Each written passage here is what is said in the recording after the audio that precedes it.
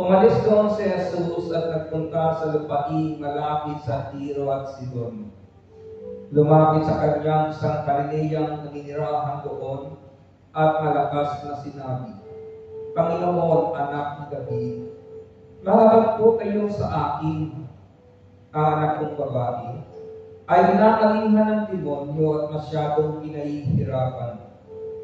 Ngunit kaputok may dito mo si Jesus, at lumapit ang kanyang mga alagad at sinabi sa kanya, Pagbigyan na nga po ninyo ng umalis.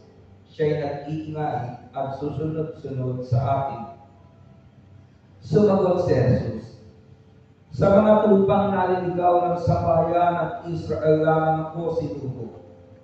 Ngunit lumapit sa kanya ang babae, lumuhod sa harapan at ang sabi, Tulungan po ninyo ako, Panginoon. Sumagot si Jesus, Hindi dapat kunin ang pagkain ng mga anak upang ihawi sa mga tuta. Tunay nga po, Panginoon, tugon ng babae. Ngunit ang mga tuta ay nagsisikain ng umong nalalaglag sa hapag ng kanilang Panginoon. Kaya sinabi sa kanya ni Jesus, Napakalaki ng iyong pananalig, mangyayari ang hinihiling mo, at noon di gumaling ang kanyang anak. Mga kapatid sa Panginoon, ang mabuting balita na magdudulot ng lahat ng pangangailangan ng ating buhay. Purihin ang Panginoon, glory to God, glory to Jesus. Dahil na po kayong po, mga kapatid, sa presensya ng Diyos na buhay, at muli po tayo magpapasalamat sa Panginoon sa mainam na panahon, pagkakataon, na ang kanyang salita'y patuloy na dumating sa ating mga puso. Patuloy natin maranasan ang biyayang inilaan ng Panginoon at ang mabuting balita na ating pagsasaluhan ngayon, magkaroon po ng kaganapan sa ating buhay. Kung paano ang babaeng Cananea, babaeng Syrophoenicia, ay nakaranas po ng katugunan sa kanyang paglapit sa Panginoon. Naniniwala po tayo na ang nilapitan ng babaeng ito ng Jesus na ating pinuntahan sa simbahan ito. Kaya hindi papayag ang Panginoon na lumabas tayo ng simbahan na hindi po natin bitbit ang dalangin ilalapit natin sa Kanya. Amen! Napakasagana po ng gospel na ito. Ako as a preacher, hindi ko na mabilang kung ilang beses kong naibahagi ang tungkol sa kasaysayan po ng babaeng Cananea. Kanina pa lamang sa misa, napakinggan po natin si Father na ang kasaysayan ito ay nararapat na dapat ilapat sa ating buhay dahil katulad po tayo ng babae, mayroon tayong pangangailangan sa Diyos. Iba-iba ang dahilan kung bakit kayo naparito.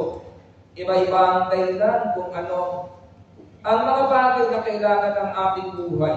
Pero kaya kong tiyakin, mga kapatid, lahat po tayo nangangailangan ng ating prayer request na ilalapit sa Panginoon.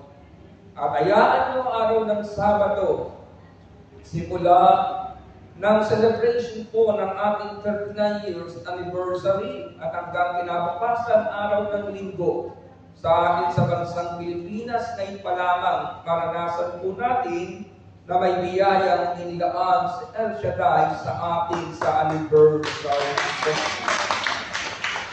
Amen. Ang pangangailangan po ng babaeng Cananea ay ganito, ang kanyang anak na lalagita ay masyadong pinahihirapan ng demonyo. At alam po ng babaeng ito, walang pwedeng magdulot ng tunay na kalayaan ng kanyang anak, kundi ang Panginoon na kanyang nilapitan. Ang babaeng ito ay Syrophoenicia. Hindi po kabilang sa lipin ni Israel. Ang pangalan Kanaan, mga kapatid, ang Canaan, ang meaning po ay papi. Kaya nang lumapit ang babae ito, sinabi ng Lord, kung anong litis siya. Sabi ng Panginoon, ako'y naparito para sa mga anak ni Israel, hindi para sa mga Kanaan o hindi para sa Canaan o papi. Subalit ang babaeng ito hindi po tumigil na kanyang paniniwala na ito ang tugon sa lahat ng bagay na mithiin ng aking buhay. Kaya pagdating sa dulo, ito ang sinabi ng Panginoon sa kanya, "O woman, great is your faith." Sa ating sariling wika, sabi ng Panginoon, napakalaki ng iyong pananalig. At dahil malaki ang kanyang pananalig, ano po ang naging bunga nito? Mangyayari ang hinihiling mo. At ano po ang katiyakan? At noon di gumaling ang kanyang anak. Ang topic na nais kong ihatid sa inyo, mga kapatid, sa oras na ito ay the quality of great faith. Ang kalidad, quality, ang katangian o magagawa sa ating buhay ng tinatawag na malaking pananalig. At baybayin po muna natin ito, mga kapatid. Ang babaeng ito, ulitin ko, bagamat hindi kabilang sa litin Israel, ay representante ng ating lahi-liping pinanggalingan. Hindi po tayo mga Israelita, mga Pilipino. At bilang Pilipino, ang tawag po sa atin noong unang panahon ay mga Hentil, Pagano. Kapag pinag-usapan po ang pananampalataya na galing sa mga Hudyo. Subalit napakainam, mga kapatid, at napakabuti ng Diyos.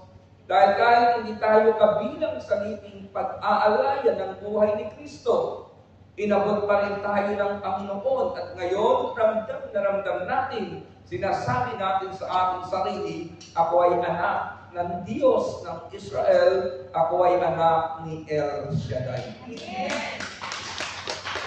Ngayon, ang pangalan ni El Shaddai na ipinakilala ng Diyos sa ating servant leader, tinataglay po natin kahit saan tayo kumaroon, patunay na anak ako ng Diyos.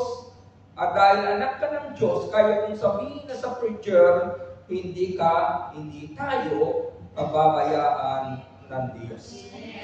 Nang lumapit po ang babaeng ito, naroon siya sa sitwasyon na tila sa kinikilalang Diyos ng mga Kanaan, wala kang magagawa sa kanyang buhay. At gaano kabigat sa isang babae ng iyong anak, nakikita mong pinahihirapan ng demonyo. Kaya yung Diyos-Diyosan ng Kanaan sa Astarte at Baal, alam ng babaeng ito walang magagawa sa kalagayan ng kanyang anak. Bakit ko ito sinasabi sa inyo, mga kapatid?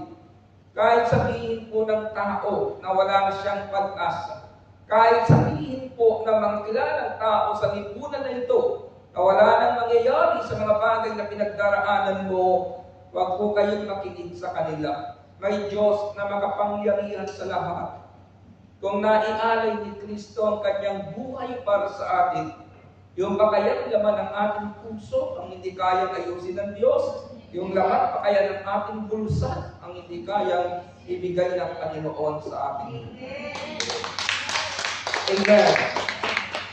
At ngayon, mga kapatid, nais ko pong ipakita sa inyo ang ilang quality, kalidad ng tinatawag na great faith. Una, great faith requires a great need.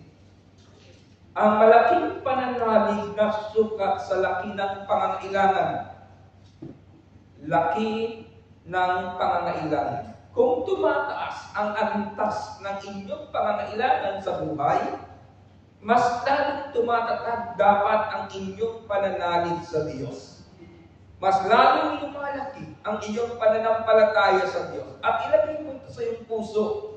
Wala kang malaking pangangailangan na hindi kayang sapatan kapag malaki rin ang iyong pananalig sa Diyos. Buhay natin ito.